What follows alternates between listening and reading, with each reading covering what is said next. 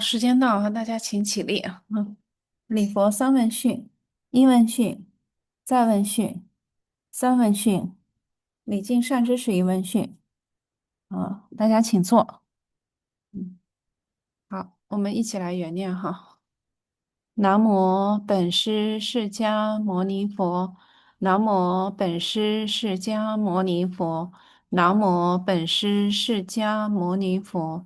诸佛正法众中尊，直至菩提我归依。我以所行施等善，为利众生愿成佛。诸佛正法众中尊，直至菩提我归依。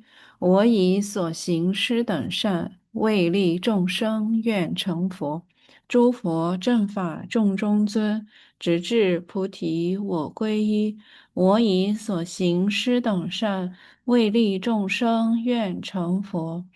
般若波罗蜜多心经，观自在菩萨行深般若波罗蜜多时，照见五蕴皆空，度一切苦厄。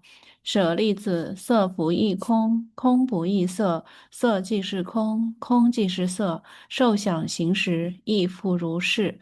舍利子，是诸法空相，不生不灭，不垢不净，不增不减。是故空中无色，无受想行识，无眼耳鼻舌身意，无色声香味触法，无眼界，乃至无意识界。无无明，亦无无明尽，乃至无老死，亦无老死尽。无苦集灭道，无智亦无得，以无所得故，菩提萨埵以般若波罗蜜多故，心无挂碍，无挂碍故，无有恐怖，远离颠倒梦想，究竟涅槃。三世诸佛以般若波罗蜜多故，得阿耨多罗三藐三菩提。古之般若波罗蜜多是大神咒，是大明咒，是无上咒，是无等等咒。能除一切苦，真实不虚。故说般若波罗蜜多咒，即说咒曰：揭谛揭谛，波罗揭谛，波罗僧揭谛，菩提萨婆诃。好，我们还是像往常一样哈，我们先听一首歌，感念一下佛陀降生娑婆世界对我们的恩德哈。嗯。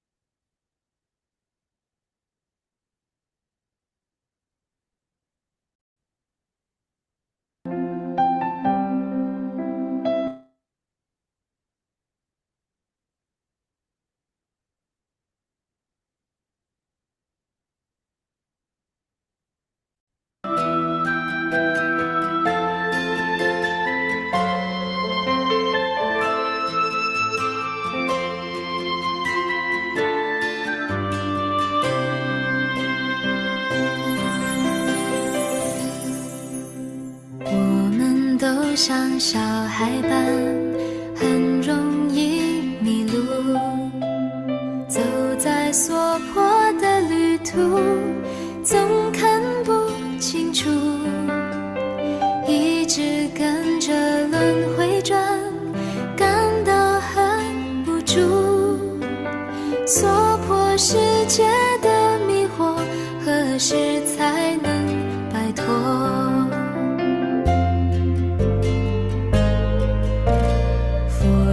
诞生在娑婆，是来度众生，指引迷惑的众生走出这迷雾。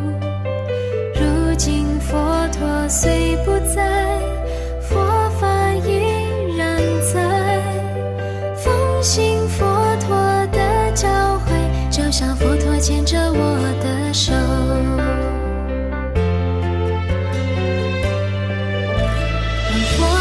牵着我的手，为我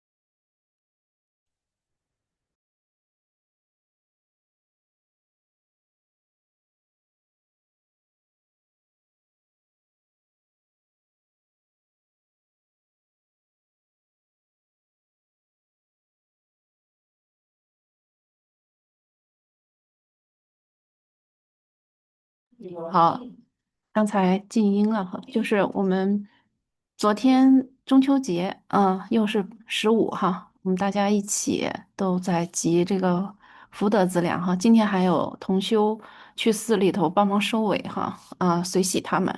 然后但是我们有空的同学们也坚持学习哈，再继续积累这个智慧的资粮，我们一起福慧双修哈，啊。然后自利利他共同开创这个新的生活哈因为我们这个为什么一定要坚持学习呢？就是呃这个道理一定要通过听闻去得到听闻佛经听闻佛法去得到，这样就是我们的眼睛能，这样我们走的路就不会偏哈要不就是什么我以颠倒想，出没生死中，就有自己的想法，这样就会出没生死中。然后学习佛陀的大圆觉哈这样就是我们以后也会像佛陀一样哈，变虚空，变法界哈。好，那回顾一下上节课的内容哈。那丽萍你帮忙读一下哈。嗯好的，法师，嗯我们从大智度论里所看到种种恶回佛，佛亦无恶想；种种称誉佛，佛亦无喜想。大慈是一切，大慈大悲慈是一切，愿亲等无异。我们的世尊真的是用大慈悲心来对待所有一切众生。他明知道提婆达多害他，不指责他，反而还为对方考虑，对阿难说：提婆达多若心生愧疚，内心将饱受煎熬，所以佛陀希望让他自己来自觉醒悟。对于那个诽谤他的女子也一样，没有指责，没有辩论，很智慧的只用一句话，就是那个人就惊慌失措的要逃离，最后就真相大白了。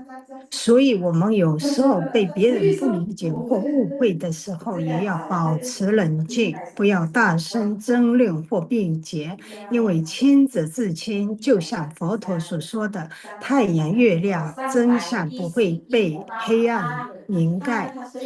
关于如何救拔过世的亲人，通过读《地藏经》，使我们懂得要依靠佛菩萨的愿力，或念《地藏经》，或念佛号，做功课回向给他们，就是最好的选择。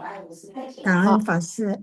随喜力品哈，就是，嗯上节课就说了这些，不希望佛陀的这种影响力超过他的这些国王们或者提婆达多，他们就设计去诽谤佛哈找了一个女的去这个就冒充哈，就是跟佛陀有关系，然后怀孕什么的，然后佛陀就是对他们依然保持着什么？这种种种恶毁佛，佛亦无恶想哈，就是他还是觉得这个女的，后来这个女的被害死了，那个佛陀就说他罪不至死哈然后这个称誉佛陀的时候，佛也是他也没有就是说沾沾自喜的那种想法哈所以他是以这种大慈大悲的心哈，这对一切众生。对于就是跟他有仇的，对他或者对他的亲人，其实是没有这种大慈大悲心都没有差异的哈。所以就是丽萍写到，他说真正用大慈悲心去对待一切众生哈对害他的人不指责，还为对方考虑他考虑什么呢？考虑他如何解脱的问题。他是说，如果提婆达多心生愧疚，内心将饱受煎熬，什么意思啊？就是你内心饱受煎熬的时候，是否觉得非常苦的时候？你这个苦有苦，你就想要找到解决的方式，是吧？其实提婆达多一直在选择用报复或者把佛陀拉下来这种解决方式，其实是不对的哈。其实就是，但是呢，如果他自己不意识到这一点呢，他自己不自觉、自己不醒悟的话，其实别人说再多，他也领达不到。嗯，所以不是以前也有一句话嘛，就是这个窗户，你得心灵的窗户，你得自己愿意开。就像大家愿意来听闻，来坚持学习，就是想自觉醒悟哈，就是慢慢的就是这样的，就可以一点点得到佛陀的智慧哈。然后你看，就是丽萍写到的这一点，我也是觉得写的很好哈，就是诽谤他的人，他没有指责，也没有去对自己，就是没有打，就是跟他不停的辩论，他只是抓住重点说了一句什么，这件事儿不只有你我知道哈，啊他就是看你就看你周边的这些人，就是当这个事情只有两个人才能说得清楚的时候，周边的人他其实有自己的判断哈然后那个很多的人他就是心里有虚的那个人，他就会惊慌失措哈就会各种掩盖，然后在这个掩盖的过程中，逃离的过程中，他有时候真相就大白了。所以就是，嗯，以智者以不辩而解脱哈。就有时候被别人不理解、误会的时候，就是保持冷静啊。如果是报去反击啊，或者是什么的，他有时候就是该解释也解释哈，但是就是你如果没有证据，互相都没有证据，就像佛陀跟提婆达多的那个对话一样跟问阿难。他说：提婆达多害的这个证据你有吗？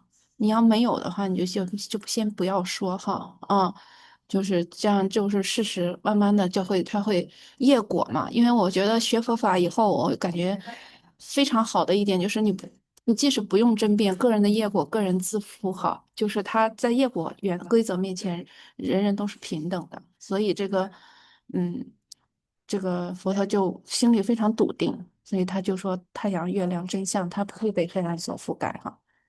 然后另外学佛法，知道这个医学救不了过世的亲人，但是佛法可以哈他怎么可以呢？他就是依靠佛菩萨的愿力，然后或者念地藏经、念佛号，做功课给他们回向哈这种就会不仅利益到我们当世的现世的这些身边的人，还会利益到这个过世的和我们看不见的这些众生所以佛法是十方法界都可以利益到哈嗯今天亚梦没有时间那个吴春慧帮忙读一下，春慧好的，法师记嗯下，师嗯兄们好。嗯菩提达多因贪欲、嫉妒和对世俗名利的执着，陷害佛陀，让整个团队陷入了困境。佛陀虽然知道是菩提达多所为，但依然能耐保持内心平静，可以看出佛陀的伟大与慈悲和菩提萨多恶行成了鲜明的对比。我们既然接触到佛法，就要学习佛陀的慈悲与智慧，用平和的心态面对生活中的困难，对自内心的贪嗔痴，至于慈心与善行，远离菩提达多那样的贤知行径，不被名利情绪所左右，走在正道上，最终才能获得真正的自由和安宁。平时我们也要依教奉行，用沉静心多念佛、多咏经、多持戒，跟随三宝，多多学习佛法，利益在自身和众生身上。好，谢谢嗯。感恩。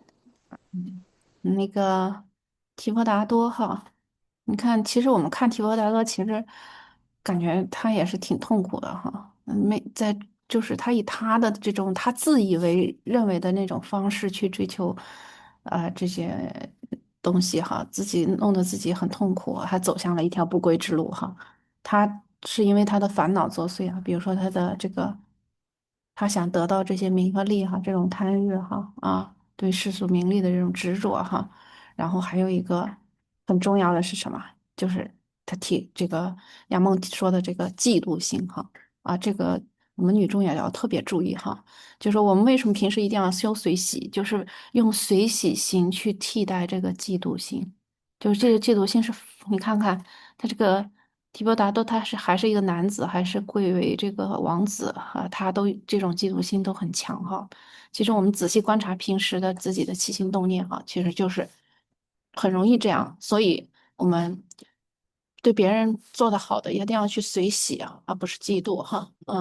啊陷害佛陀，这样他其实最后其实是整个团队整个僧团，他最后上一集里说的都没有吃的没有喝的哈，还有僧人生病了哈。其实其实造的这个罪业其实挺大的啊。今天我们会继续讲为什么他这个业造的会非常重哈。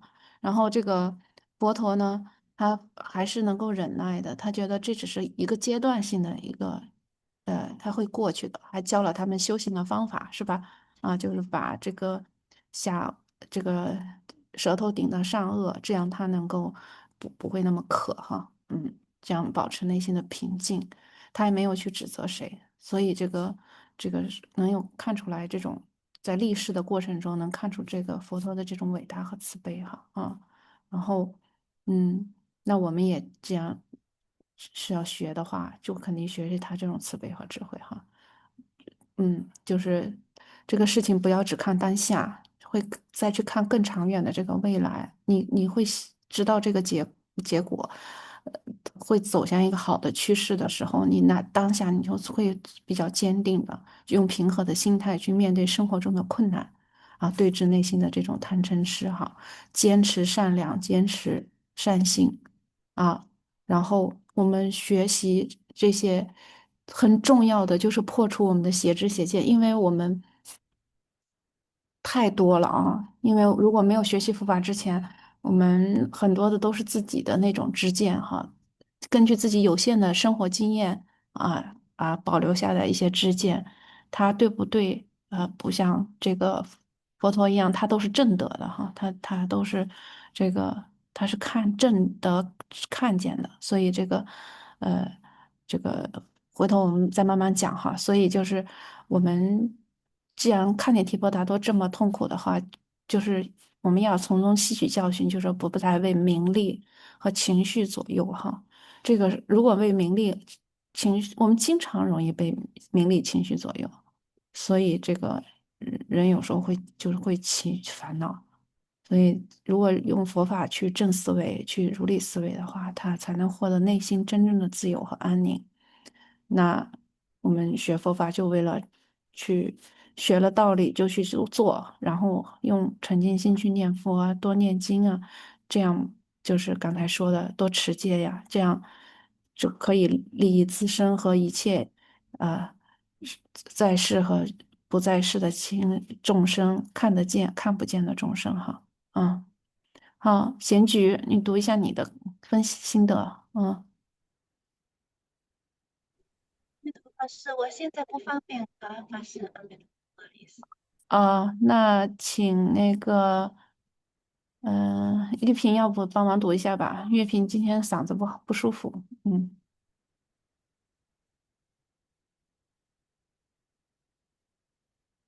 丽萍在吗？OK，好的，法师。嗯，心得特别学习赞叹佛陀，对别人诽谤不怒，赞叹的不怒，对他赞叹的，他不喜慈悲对待一切众生，他如如不动，一直是那样的表情。特别赞叹那个比丘尼遇到那种挑衅，他第一时间能够想起是佛法，按照佛法解决事情，得以脱险。那个女的诽谤佛陀，最后还是伤到了自己。还有手复口业，诽谤也是我特别要注意的。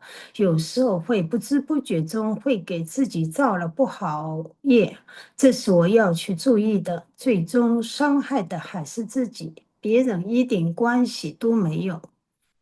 好。感恩法师。好，随喜，就是就是你看到这个贤菊写的哈，就是他嗯这个。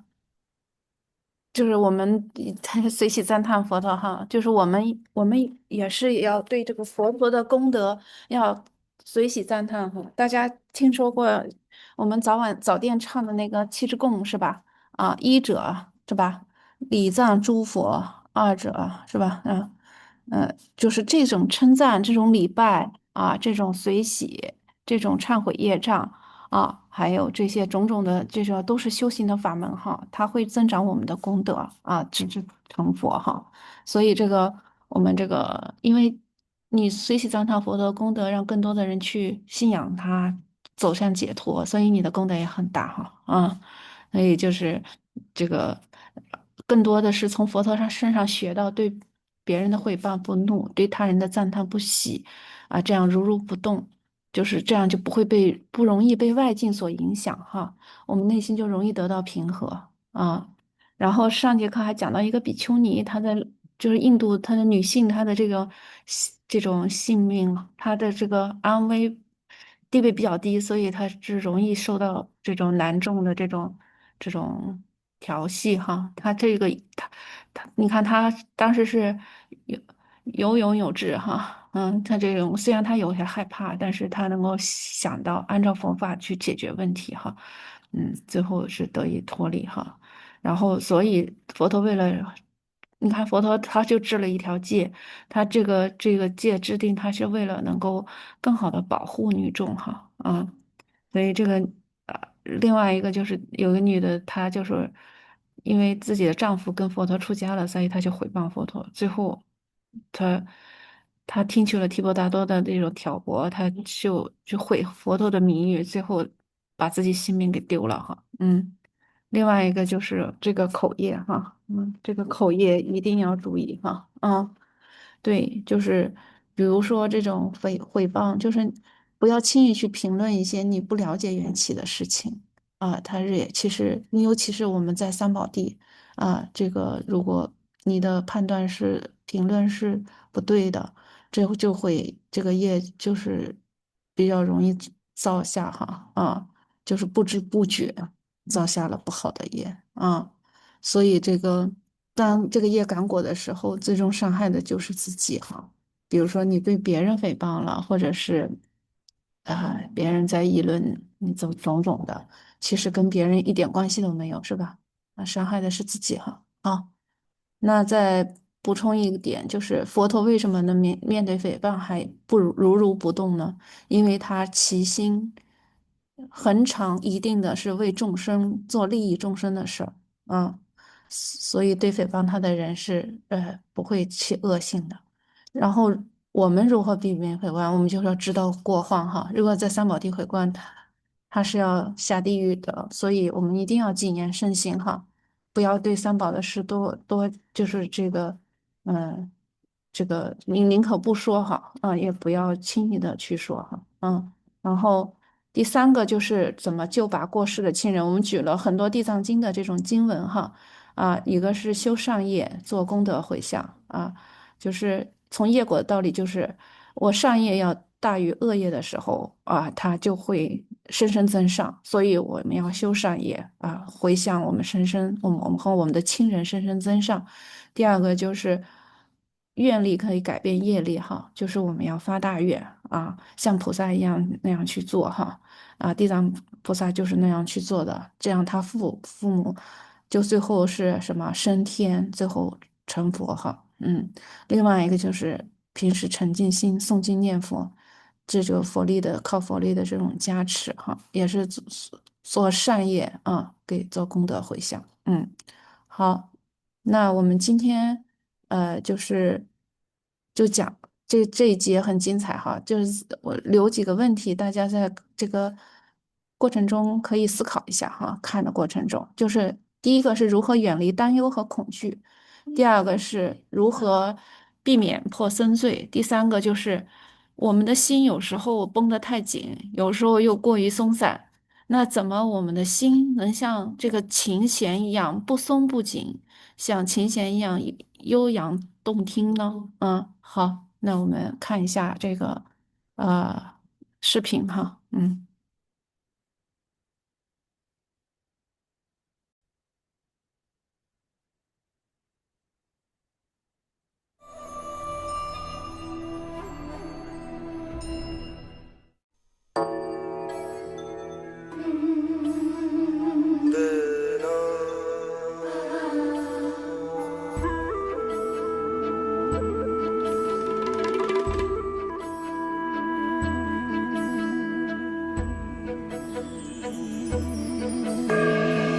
，सत्य कथा पुरुषार्थ कथा सुनो सुनो सिद्धार्थ कथा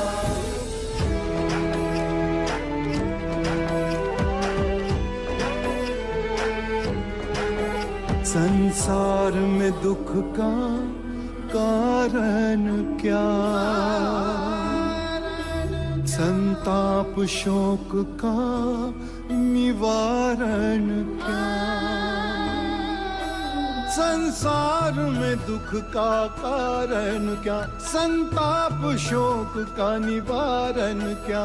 इस खोज में सब कुछ त्याग दिया, हर वैभव से वैराग लिया। वो सृष्टि से संयुक्त हुए, सिद्धार्थ से गौतम बुद्ध हुए।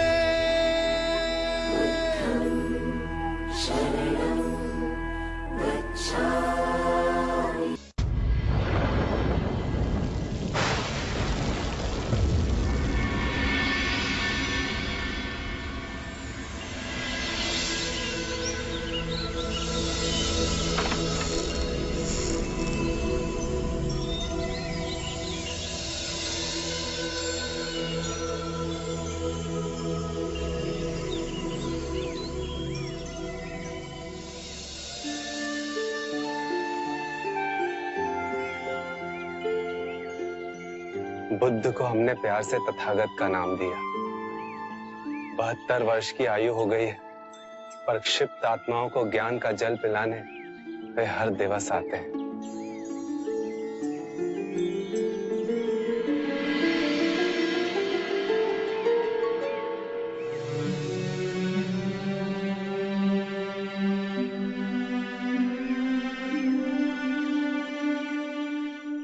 कितनी ही ऋतुएं आई और गईं, कितनी ही बार इस धरती ने करवट बदली, कितने ही राजा और महाराजा आए और चले गए, किंतु हम कितने भाग्यवान हैं कि बुद्ध के उपदेश हमें आज भी इन परिवर्तनों में शांत और स्थिर रखते हैं।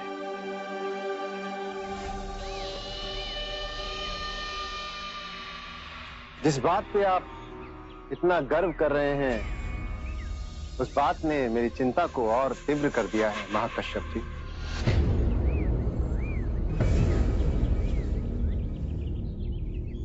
मैं आपसे अपनी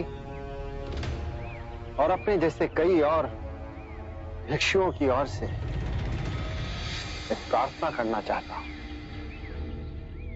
बुद्ध, हम सबका यह मानना है कि संघ की ये प्रतिदिन की समस्याओं को सुलझाने के कारण आपकी साधना बाधित हो रही है।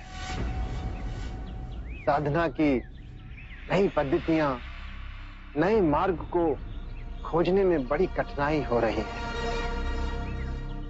और वैसे भी पिछले कुछ वर्षों में जो घटनाएं घटी हैं, संघ में उभरे मतभेद, स्त्रियों का संघ में प्रवेश, मानविका की घटना, इन सब ने कहीं ना कहीं आपको बड़ा कष्ट पहुंचाया है, बड़ा दुख हुआ है आपको इनसे। और वैसे भी पिछले कुछ माह से आपका स्वास्थ्य अब पहले जैसा नहीं रहा। आप जो कहना चाहते हैं, आप उस पे आए। अवश्य। मैं केवल ये कहना चाहता हूं कि बुद्ध को अब विश्राम की आवश्यकता है। इन्हें अपना शेष जीवन शांतिपूर्ण तरीके से जीना चाहिए। ये संघ की प्रतिदिन की कलह से आप इन्हें अब मुक्त करें। आप अपना मत बताइए तीर्थक, बुद्ध के विषय में कृपया अपने अनुमान मत लगाइए। बुद्ध, मेरा ये मानना है कि आपको संघ के संचालन में अब कष्ट होने लगा है। आप स्वयं को अब इस कार्यभार से मुक्त करें, निवृत्त हो।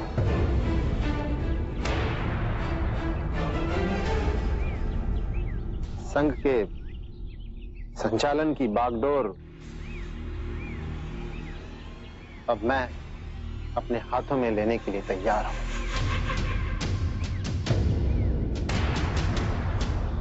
सभी भिक्षुओं के नेतृत्व का बेड़ा मैं उठा लूंगा, आप निश्चिंत रहिए।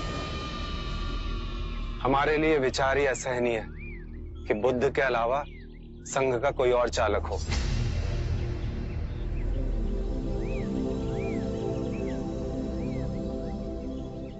देवदत्त, तुम्हारा बहुत बहुत आभार कि तुमने मेरे स्वास्थ्य की इतनी चिंता की।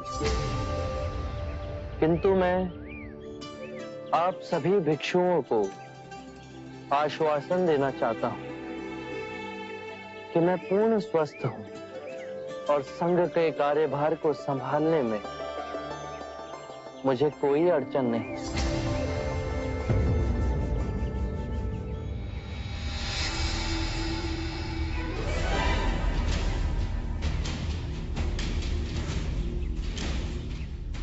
देखिए आप बुद्ध, और केवल यही नहीं, इनके अलावा और भी बहुत से भिक्षु हैं बुद्ध जो मेरी बात से सहमत है।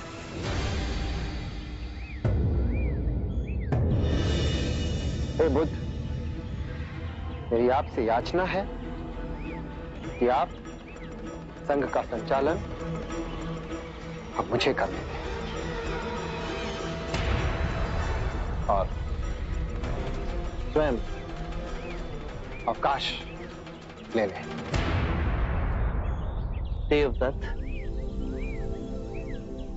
तुमने अपनी बात कही, अब मैं अपनी बात कहूं। आप सभी अपना आसन ग्रहण करें।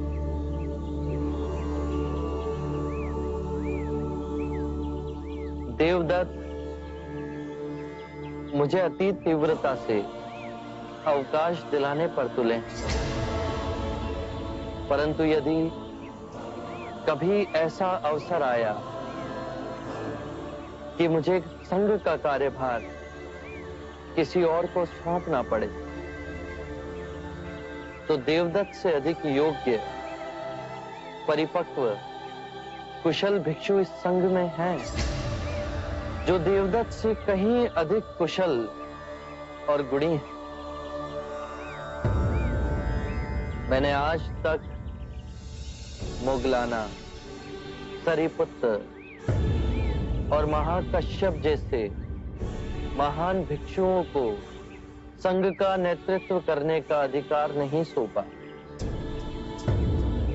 तो देवदत्त, मैं तुमसे संघ को चलाने का अनुरोध कैसे कर सकता हूं? और जहां तक प्रश्न सामर्थ्य का है, तो तुम में अभी संघ को चलाने का सामर्थ्य नहीं।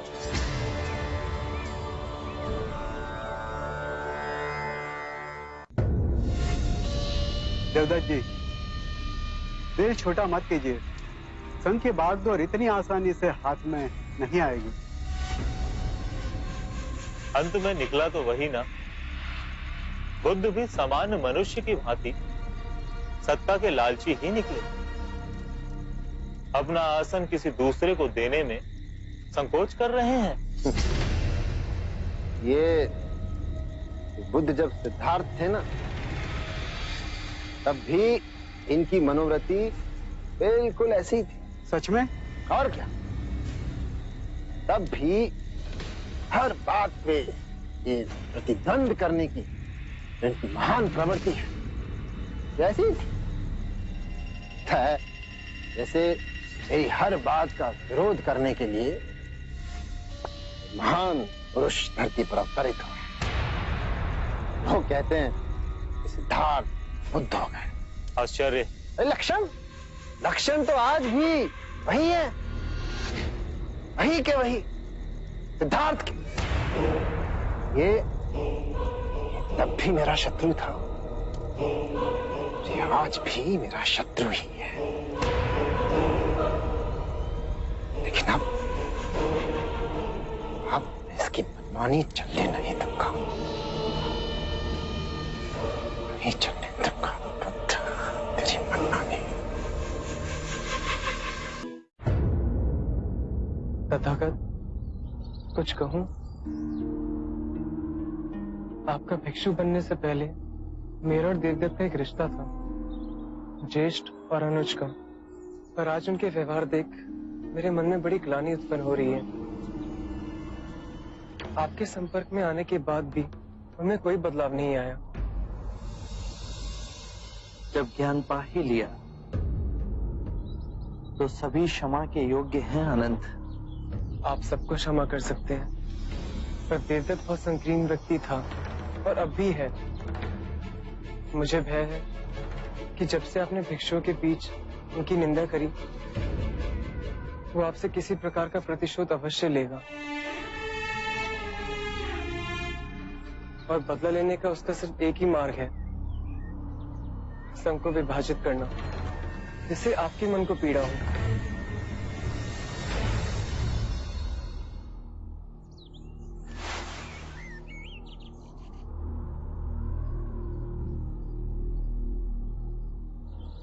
आनंद, संग मेरी चेतना है, मेरे मार्ग का प्रमाण है कि वो पीड़ा का कारण नहीं बनेगा। भिक्षुओं के सामने देवदत्त की आलोचना करने का मेरा एक ही कारण था कि मैं ये स्पष्ट रूप से कहना चाहता था कि मैंने देवदत्त को मेरा या संघ का कोई भी उत्तरदायित्व नहीं सौंपा है, और उसके पश्चात भी यदि देवदत्त कोई भी कृत्य करता तो वो केवल उसका दोष होगा।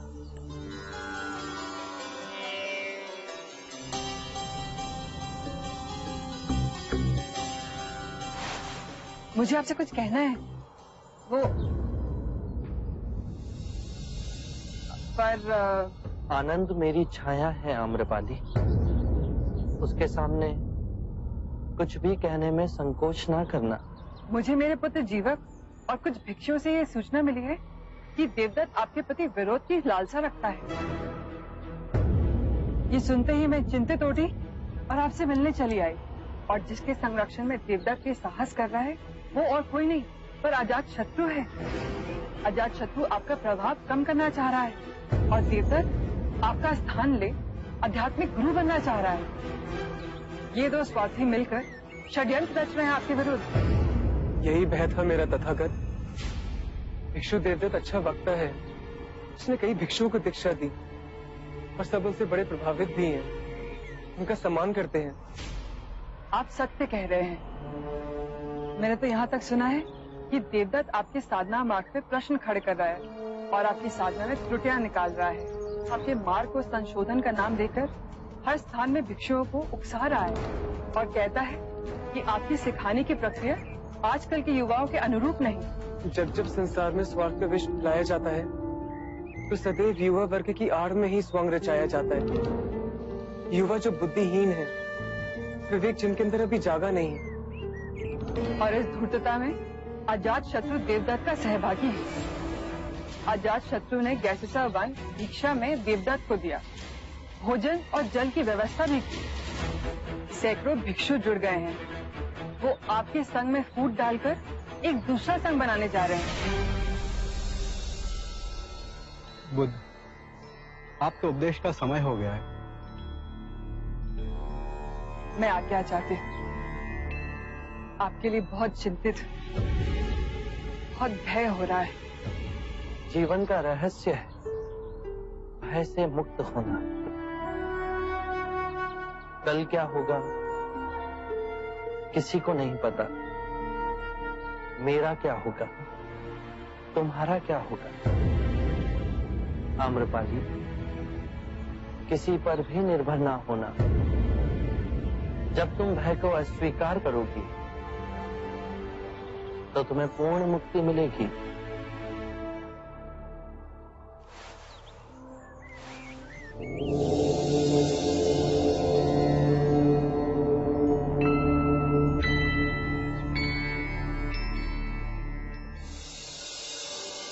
निर्बल को बल वही दे सकता है जो पूर्ण मुक्त हो, और वो केवल आप प्रबुद्ध।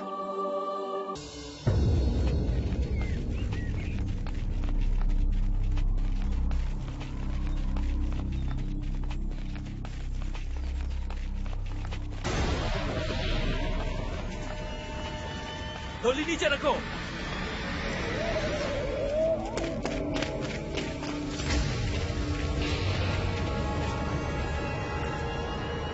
देवी आम्रपाली, वैशाली के राजा का हमें आदेश है कि जैसे ही आपकी डोली वैशाली की सीमा में पहुंचे, आपको बंदी बनाकर उनके सामने ले जाया जाए। बंदी बना ही रहे हो तो अपराध भी बताइए। आप पर देशद्रोह का आरोप है। आपने वैशाली के परम शत्रु मगध नरेश अजात शत्रु को शरण दी, और अजात शत्रु की सच्चाई जानने के बाद भी आपने उनसे संबंध रखे।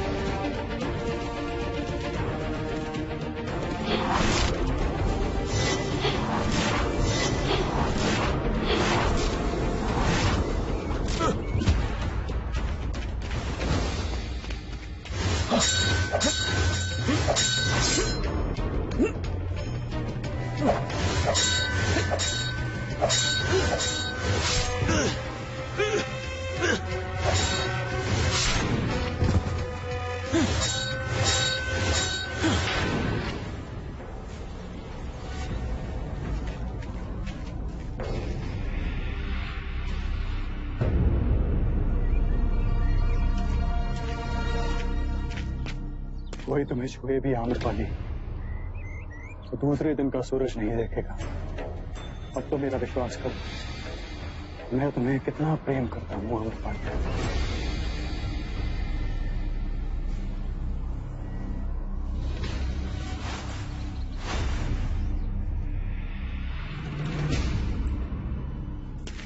ये क्या आम्रपाली, अपनी जान पर खेलकर मैंने तुम्हारी जान बचाई, और तुम चलो मेरे साथ, मैं आज तुमसे विवाह करूंगा। मैंने तुमसे विवाह करने का निर्णय अभी नहीं लिया। कब से इस बात को टाल रही हो? आज जो तुम्हारा निर्णय होकर ही रहेगा आम्रपाली। मेरे कर्तव्य और प्रेम के बीच संघर्ष हो रहा है। कर्तव्य कहता है मैं तुमसे विवाह ना करूं, और प्रेम मुझे तुमसे विवाह करने पे विवश करता है। इस धर्म संकट में मैं ना जाने कब से हूं।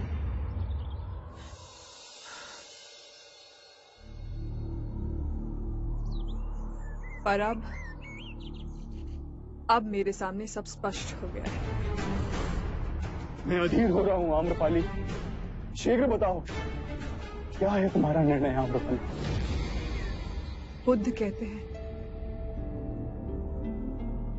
कि भय से मुक्त हो जाओ।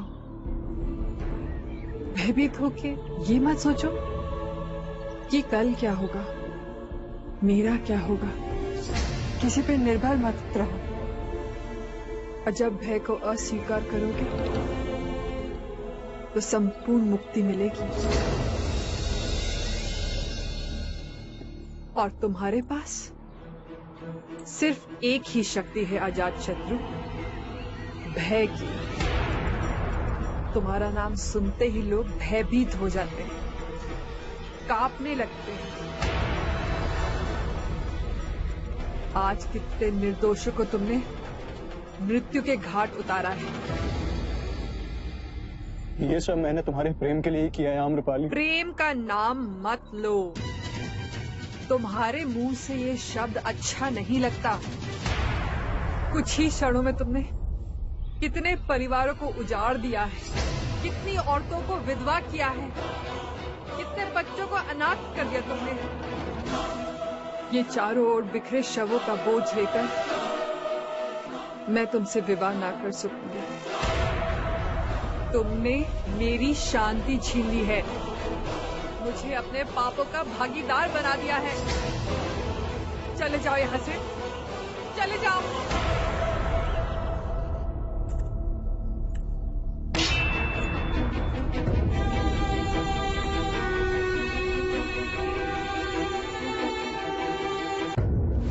महाराज, जिसे हमने वैशाली की नगर वधू बनाया, उसी ने देशद्रोह किया।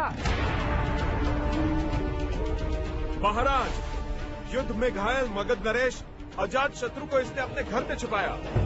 उसकी चिकित्सा के बहाने पर उसे वैशाली के सारे भेद बताए। ये अब भी अजात शत्रु से मिलती रही है महाराज। आम्रपाली, क्या ये आरोप सत्य है?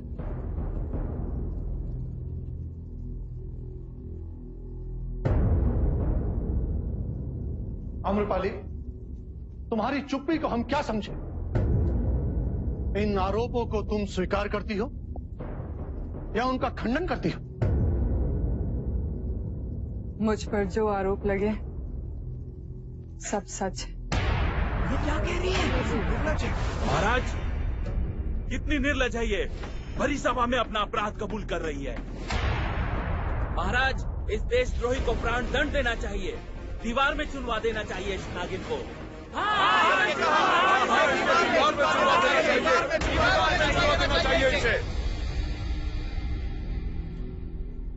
आम्रपाली, ये सुनकर हमें बहुत कष्ट हुआ।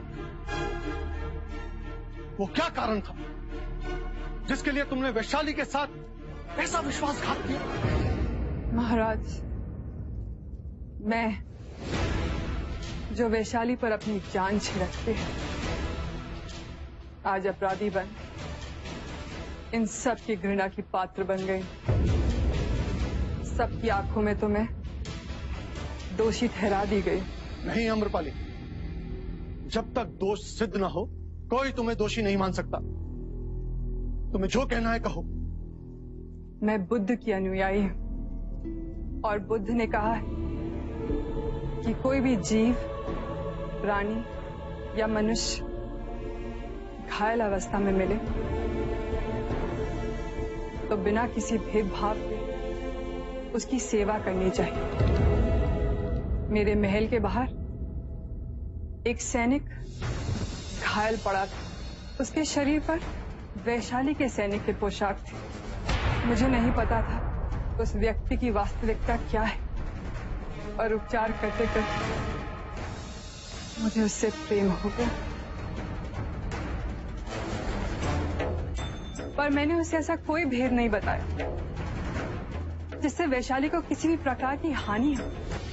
हम ये बात मानते हैं कि तुमने जानबूझ के वैशाली के शत्रु को शरण ना दी, परंतु जाने या अनजाने तुमने घोर अपराध किया है।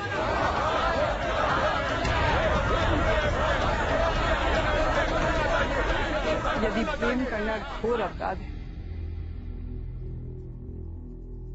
तो इस पूरे दरबार में सब दोषी हैं। जो यहाँ है, सब ने किसी न किसी समय मुझसे, वैशाली की नगर वधू आम्रपाली से प्रेम किया। जो दंड मुझे मिले ये सब उसके भागी। दुख होता है कि मुझे इस बात की सफाई देनी पड़ी कि वैशाली का प्रेम मेरे रग रग में दौड़ता है। मुझे वैशाली के लोकतंत्र पे अभिमान है। मैं अपने रक्त के साथ विश्वासघात कर सकती हूँ क्या? मैंने अपने मातृभूमि से कोई छल नहीं किया। मैंने अपने प्रेम से कोई छल नहीं किया। मनुष्य और मनुष्य हो, अजात शत्रु से प्रेम करने की भूल कर बैठे। उस सैनिक के मुखौटे के पीछे अजात शत्रु का चेहरा छिपा है, ये मुझे बहुत बाद में ज्ञात हुआ। तब तक बहुत देर हो चुकी। महाराज, आप मुझे जो दंड देना चाहें, मैं उसका सम्मान करूंगा। हम तुम्हारी निर्भीकता का आदर करते हैं अम्रपाली। मनुष्य मन जो आज की बुराई देख पिछली सभी भलाई को भूल जाता है, और हम ऐसा ना होने देंगे। वैशाली के प्यारे नगरवासियों, आप में से ऐसा कौन है जिसे याद नहीं कि युद्ध के समय अम्रपाली ने हमारे सैनिकों का कैसे उपचार किया, अपनी सारी पूंजी लुटाई, रात और दिन का ध्यान ना करते हुए हर समय हमारे सैनिकों का उत्साह बढ़ाया। हमें तुम्हारे सेवक यदु से यह भी पता चला, यदि तुम चाहती तो कई महीने पहले अजात शत्रु से विवाह कर मगध की महारानी भी बन सकती थी। बुद्ध के प्रति तुम्हारी श्रद्धा को भी हम भली भांति जानते हैं। इन्हीं कारणों से हम कोई कठोर निर्णय ना लेंगे। अम्रपाली, हम तुम पर लगाए हुए सभी आरोपों से तुम्हें मुक्त करते हैं।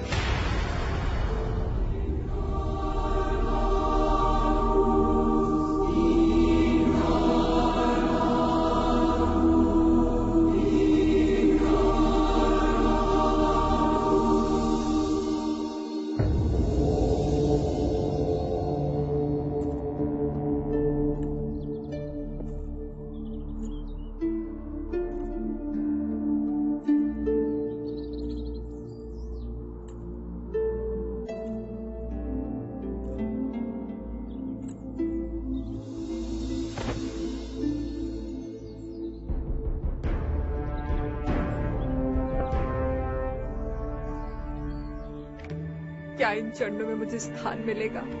शाक्यमुनि गौतम मुझे दीक्षा देंगे, अपनी भिक्षुनी बनाएंगे। वैराग्य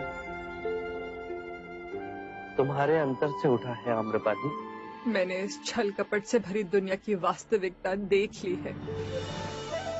जीवन के इस घूमते चक्र से निकलकर मैं शांति पाना चाहती हूँ।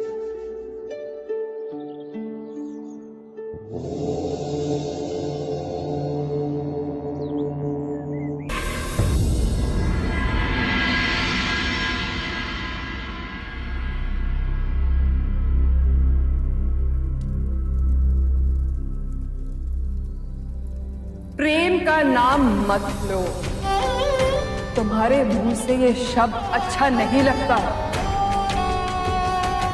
तुमने मेरी शांति छीन ली है, मुझे अपने पापों का भागीदार बना दिया है। महाराज, कोई यदु आपसे भेंट करने का आग्रह कर रहे हैं। भेज दो उसे। जी।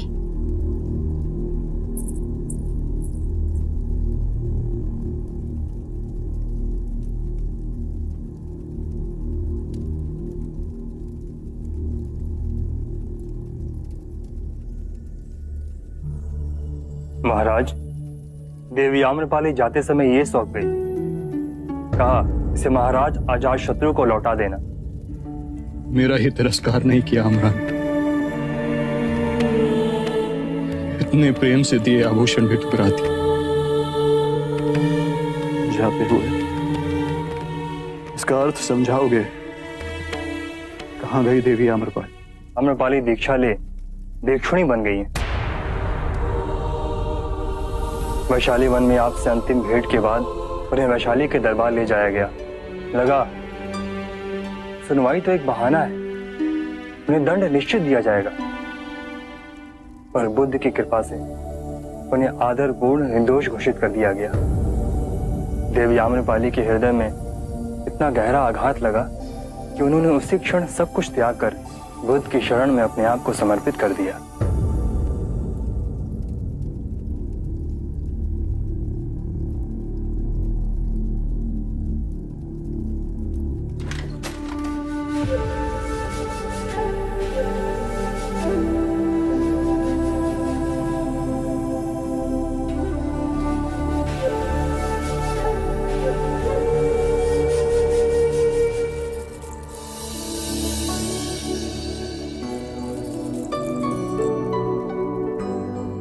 ये हमारे प्रेम की निशानी है। मैं इस उपहार को सदैव ही अपने पास रखूंगी।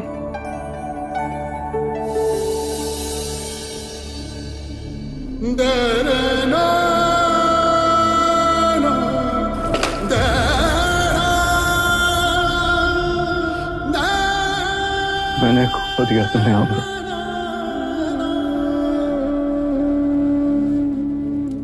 मेरे दिल को सुना कर कहां लुप्त हो गई तू। इतना प्रेम किया तुम्हें आमरा और बदले में मुझे घृणा मिली।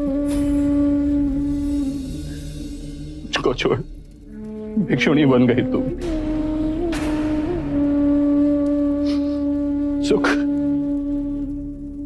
ऐश्वर्य सब छोड़ बुद्ध की कांटों भरी राह पर चल पड़ी। आखिर क्या है उस बुद्ध में, क्या है उस बुद्ध में जिसकी भी आंखों में मैंने अपने लिए प्रेम और आदर देखना चाहा, उसने एक एक कर मुझे ठुकरा दिया, और बुद्ध को चुना। बुद्ध अनमोल है, वो समस्त मानव जाति को संवारने आए हैं। वो हम सबके दुख दूर करेंगे। अपनी आंखों से अहंकार का पर्दा हटाओ अजातशत्रु। बुद्ध कहते हैं अल्प ज्ञान ही विवेकहीनता है। बुद्ध कहते हैं कि भय से मुक्त हो जाओ। भयभीत होके ये मत सोचो कि कल क्या हो, मेरा क्या हो। किसी पे निर्भर मत रहो, और जब भय को अस्वीकार करोगे तो संपूर्ण मुक्ति मिलेगी।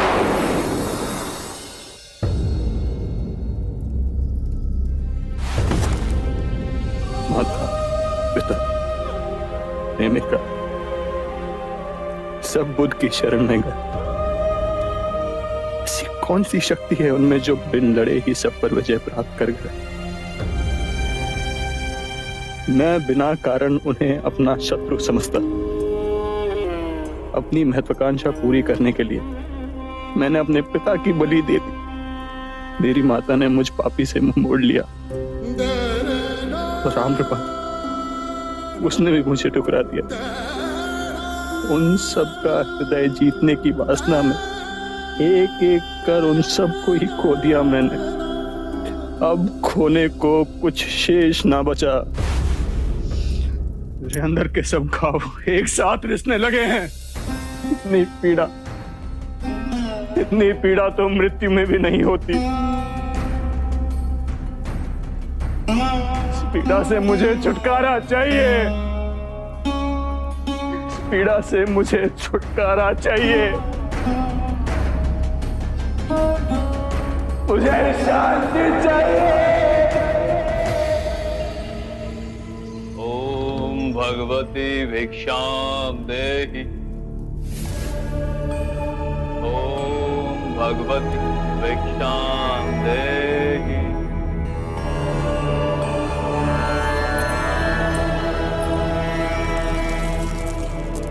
हमें इतने की लालसा नहीं, कृपया आधा वापस लें।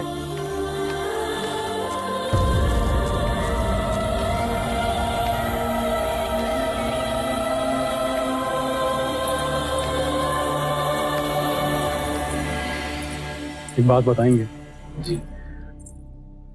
मैंने महाराज देखे, परम ज्ञानी पंडित देखे, किंतु सदैव उनके मुख पर तनाव और चिंता का भाव देखा, किंतु आप भिक्षुगण सदैव इतने प्रसन्न और शांत कैसे रहते हैं? जिसने अपने आने वाले कल की चिंता छोड़ दी, उसने अपने बीते हुए कल का भार भी खो दिया। मैं चलूं? नहीं, अभी भी आपका भिक्षा का पात्र खाली है।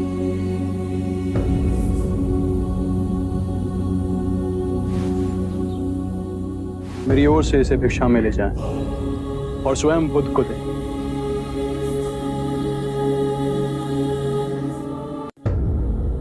महाराज अजातशत्रु ने कहा है कि उनकी ओर से यह भिक्षा केवल आपको सौंपी जाए। मैं तो परम निर्धन हूं, इस भौतिक सत्ता से मुझे क्या काम?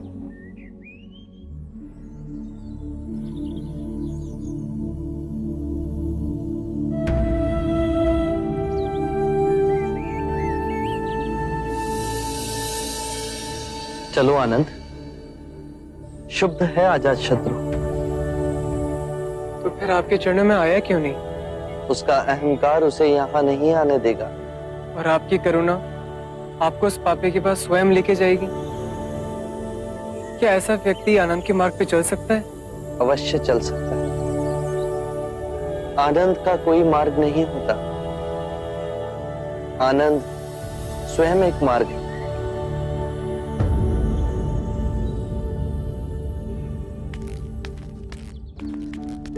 बुद्ध, आप यहाँ मुझे बुला लिया हो? आए, भीतर आए बुद्ध। मैं तो बस तुम्हें तुम्हारा कुछ लौटाने आया हूं।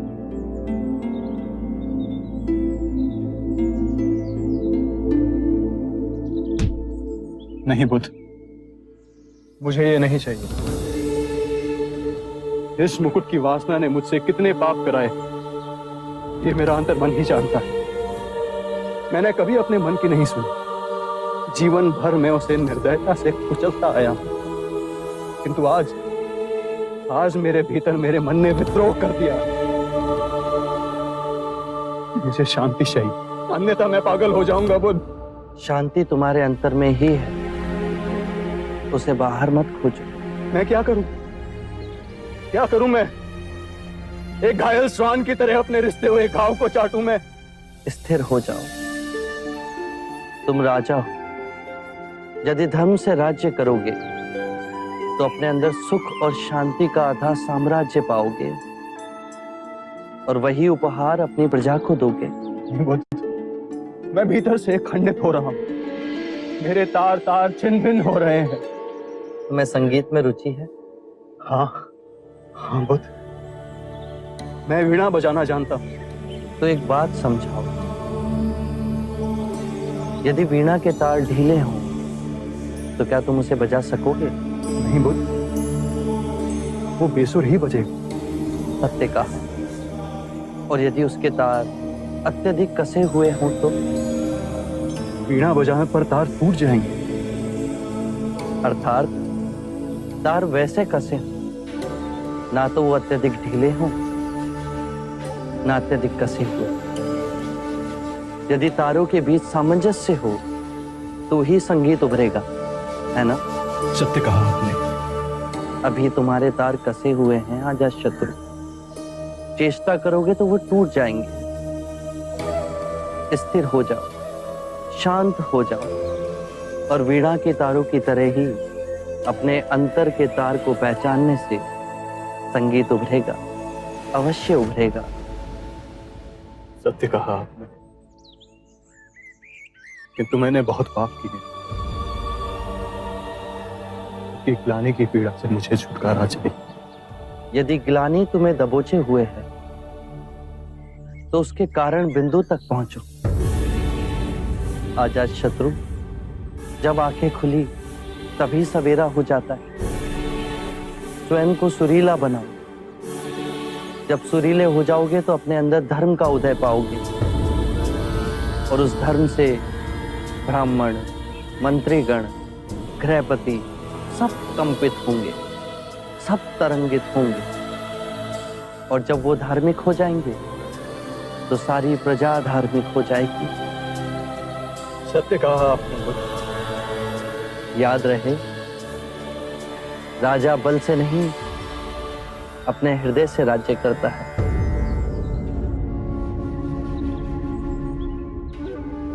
मैं आपकी कही हर बात का स्मरण करूंगा बुद्ध। मैं पापी, अपने पिता का संहार करने वाला, उस अंधकार मोड़ को छोड़ आपके सूर्य समान प्रकाश में धार्मिक बनूंगा। कृपया कर मुझे अपना अनुयायी बनाए। ही सही।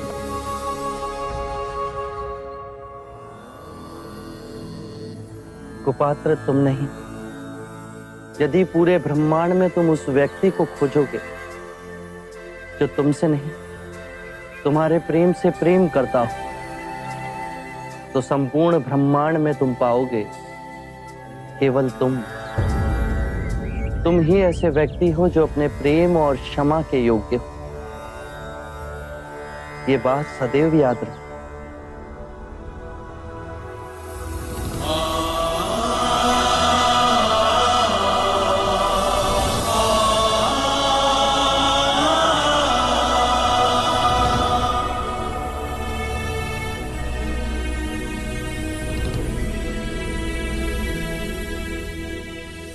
जीवन का रहस्य है भय से मुक्त होना।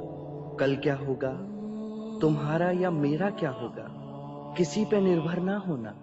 जैसे ही भय को अस्वीकार करोगे, पूर्ण मुक्ति मिलेगी。好，大家回味一下哈，这一节的剧情反转的很快哈，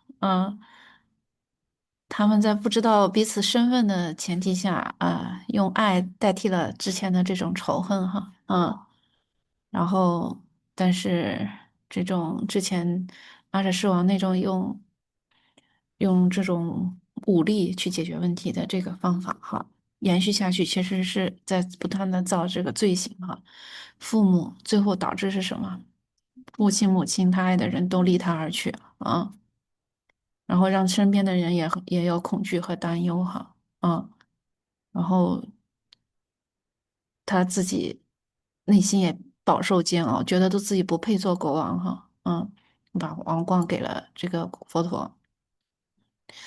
但后来在佛陀不放弃任何去大家改过自新的这种让大家改过自新的这种机会，最后劝导他哈，最后阿舍世王成了佛陀一个很大的一个护法哈，这个如果大家有机会哈，很多的佛经里都提到这个阿舍世王后面是怎么护持佛陀的哈，很多，这一集里头呢，就是刚才提到这个3个问题哈，就是你怎么能够去远离担忧和恐惧，然后呢，这个提婆达多其实他破坏僧团和合，他其实是这种破僧团和合这个罪很大哈，我们怎么去避免哈？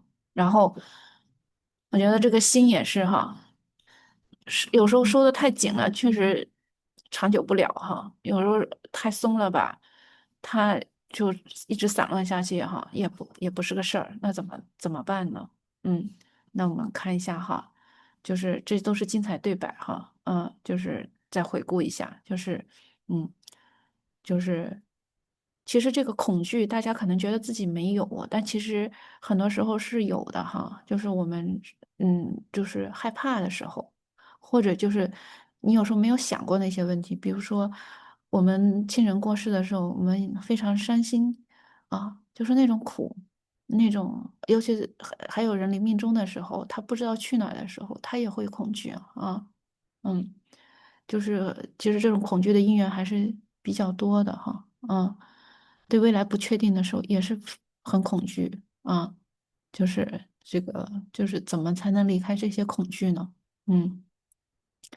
然后就是也有同学跟我分享哈，他学了佛以后，知道自己以前堕胎什么的，非常的不应该，他就一直陷在这里边出不来，他都担心他影响他往生。那其实佛陀在这一节告诉我该怎么去看待这个问题，我们稍后展开说哈，对，然后我们看看第一个问题哈，我们这个恐惧的原因是什么？我们先找一找哈，然后玉英，你帮忙读一下吧。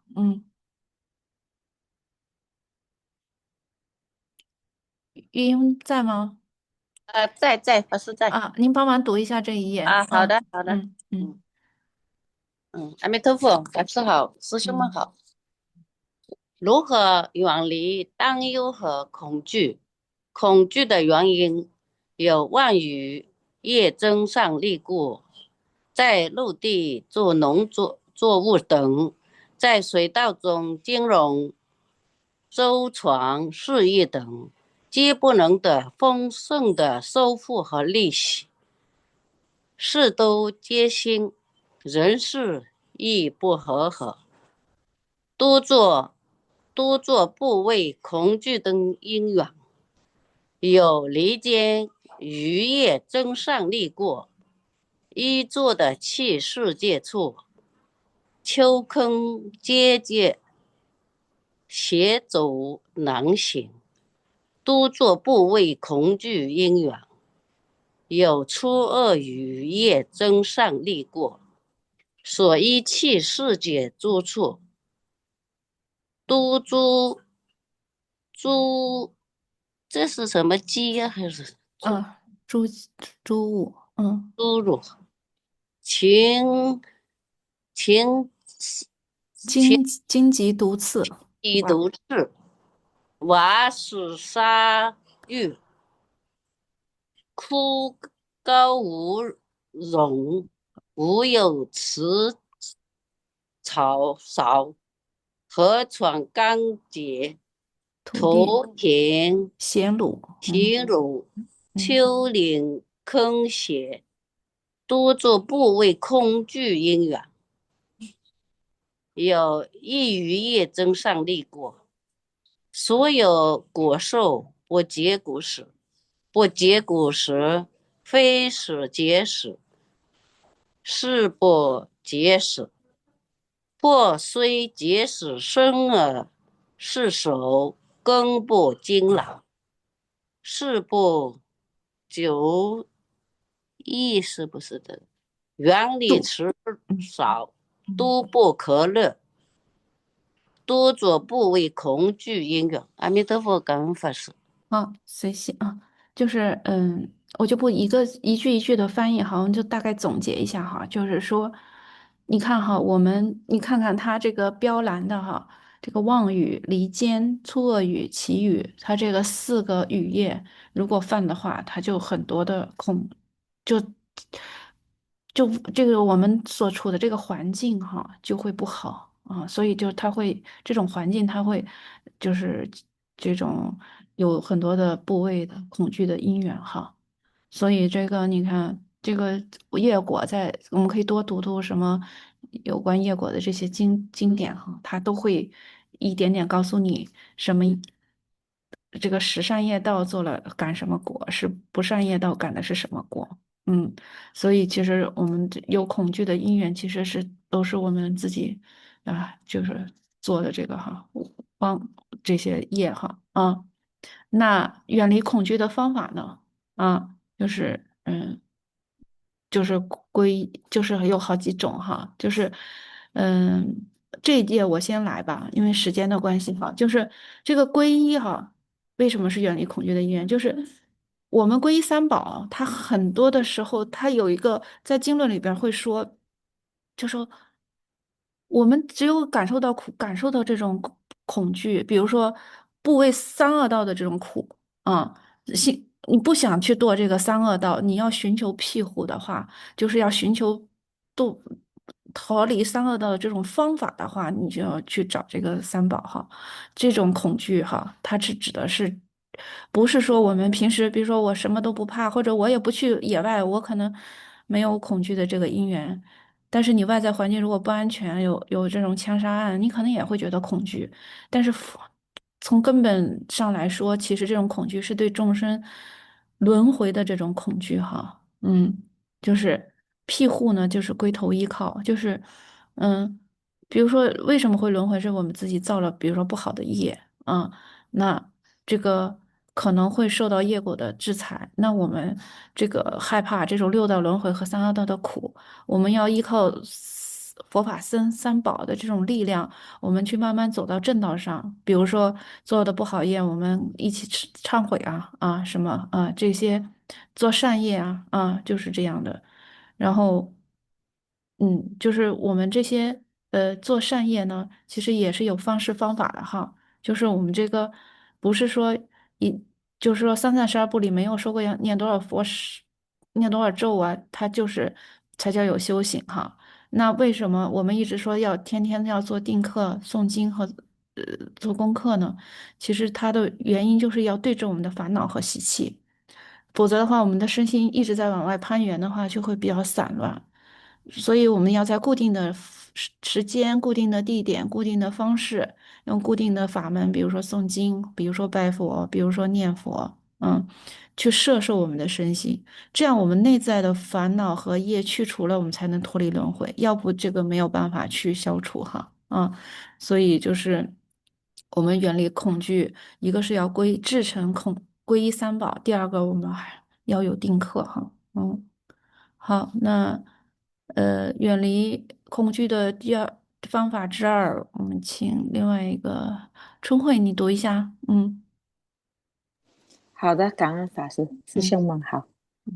远离恐惧方法二，了解发愿。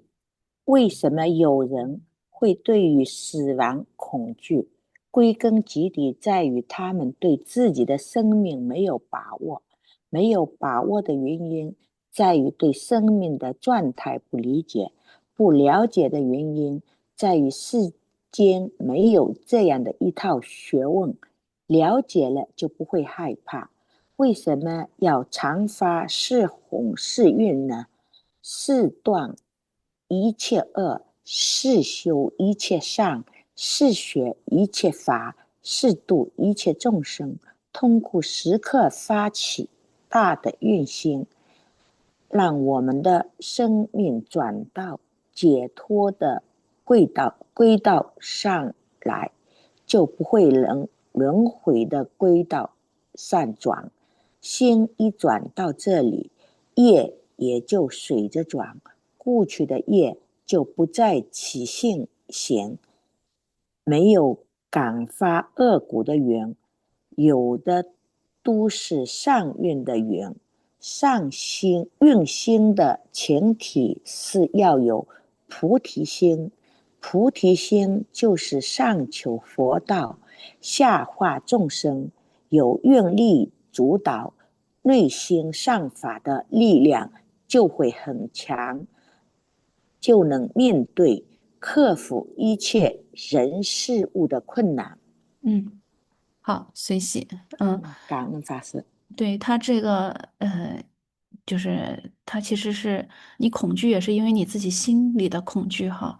那心里为什么恐惧？他有时候是对未知的这种东西的恐惧。如果我们没有学佛法，不知道我们这个生命轮回是一种什么状态，就是什么情况下会那个怎么样？就是我们死亡跟下一生投生，其实佛经里都有很多的描述哈，讲得非常清楚。如果我们不学习的话，我们可能就是对这种状态他就不理解他不理解的时候，那他就会跟着自己的感受和自己的想法走啊。那你这会儿就没有经验了，因为我们一旦再投胎的话，我们因为这个入胎10个月，在子宫这些里边压迫，它会把过去的那个世的记忆都会抹掉所以你没有这方面的记忆了，没有这方面的经验，那死的人他有时候会就觉得很恐怖。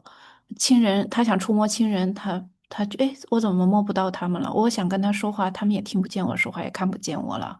他这种神识的这种下意识的这种行动，然后他也不知道他会去哪儿，他就会非常的恐惧所以我们现在还健在还什么的时候这个多了解了解。那我们如果每个人都会面临那一天我们这样的话，我们就不会恐惧，我们还会提前都安排的好，然后就到时候该念佛念佛然后就不要就知道该怎么去做了这个临终关怀也是一个很学问我们回头有空我们再展开讲然后这个发誓弘誓愿呢？就是我一直在提倡大家发愿哈，就是因为他这个愿心发愿是有很多很多的好处啊，就因为我们的心是我们所有的生与业的一个源泉根源，所以我们这个心非常重要。如果我们心抱的是一颗愿心的话，尤其是一个菩提大愿，善求佛道，下化众生的这个愿心的话，我们过去造的那些恶业，可能就会势力就变小了。而且我们保持这种愿心的话，你这个业也会跟着转，不，它就不会起现行了。首先，它就不会起。首先你有愿心，你做的肯定是善心、善行，善言。然后另外一个就是你有善心，它就缺乏感果的缘了感恶果的缘，就是你以前做的恶果，呃，就是恶业的话，你缺这个缘，它也不感果。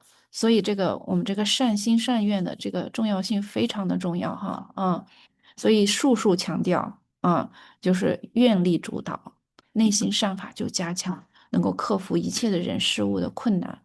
有的时候没有愿力主导，会被眼前的困难所难住了首先想到的是困难，但是你有愿力指导，你就会想尽办法去克服这个困难。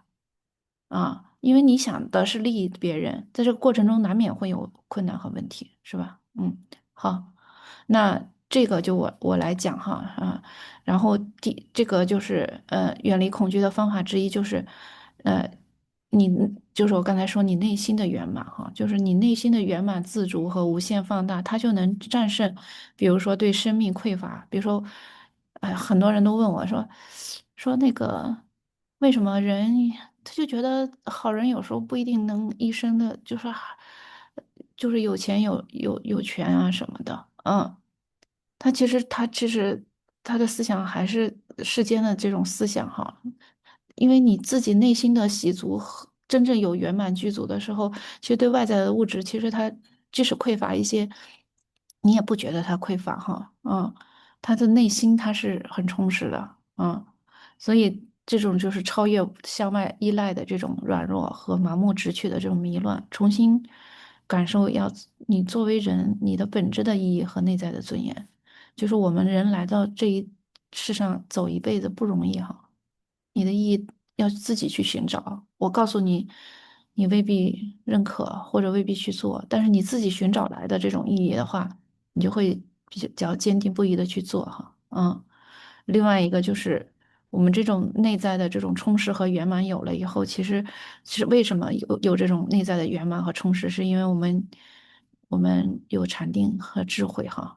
这样的话，这就是我们的目标哈，界定会哈，就是知道什么该做，什么不该做，然后我们慢慢练习我们的念力，念力修完了以后就有定力，念力就是你安住在当下的善的这个境界上，专注一些，然后慢慢就有定力，然后就我们一直在不停的听闻，然后在做事的时候如理去思维，就是慢慢获得佛法的智慧，这样一切恐怖哈都变成了安稳哈就不会有恐怖了哈。另外一个就是对，今天还有几分钟就讲一下这个破僧的这个罪哈，其实它是很大的。你看，他如果是本来僧团的知见是统一的，是和合的，然后你因为对某个人有意见，你去说他的坏话，这个其实就破坏到了僧团的这个和合哈，这个叫这种破僧，尤其是提婆达多，他如果说的是不对，就是虚诳语，就是假话的话，那这种我们造的所有罪业里边儿，是这个破僧虚诳也是罪里边儿是这个所有罪里边儿是最大的哈。这是俱舍论的一个寄颂哈。有机会的话，学基础论的时候再给大家展开讲哈。那另外一个就是，你看阿史释王其实到最后的时候，他非常的痛苦，是吧？然后佛陀就跟他说你不要一直在愧疚当中，你也是可以值得被自己原谅的哈然后我就想着是，那他说引咎的要辞去这个王位或者是什么的，其实也解决不了问题。那佛陀是让他依法治国哈这让我想起世亲菩萨的一个故事哈。这个世亲菩萨他是俱舍论的作者哈，他曾经在当时非常有名，没有人能辩论过他。他做了千部的论，以千部的这个经论哈，相当于写了1000本书哈。他当时是小乘的，他就诽谤大乘，他当时就后来他在他哥哥的那个无咒菩萨的指导下，他就学了大乘，然后他就发现自己以前诽谤过大乘的这种经论，他特别的惭愧，他就想割掉自己的舌头来谢罪哈。然后他的哥哥就劝他说：“你你有这样的智慧，你还不如你不要用割舌头的这种方式，而是要什么？你去称扬赞叹这种大乘佛教的经典。”后来他又造了500部论哈，就是去宣扬这个大乘佛教的这种好处，所以他最后是叫千部论主哈，就是造了1000部论。所以这个就是我们要用正确的方式，在我们就是这个不对的时候啊，或者什么的时候，去弥补自己的错误哈。好，我们这样的话就是走这个中道哈。好，那最后呢，我们一起读一下这一段吧。就是作为一个结束哈。我们一起读哈。